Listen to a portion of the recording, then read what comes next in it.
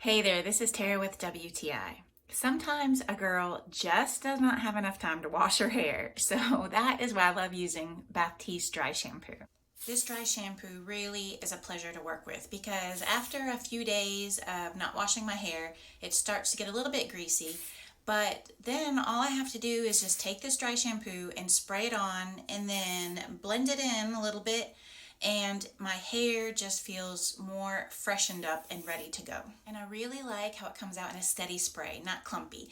And then afterward, when I work it through my hair a little bit, I don't feel like it leaves a lot of white residue in my hair, which is great. And I love that tropical fresh scent. Plus, when I go to style my hair, it doesn't give me any kind of problems. I feel like it's freshly washed and it's easy to work with so that I can keep the curls that I want to put in my hair. So if you're like me and you just want to get a little bit of extra life out of your hair so that you don't have to wash it, I have been really loving this dry shampoo. I'm a big fan, and that is just my point of view.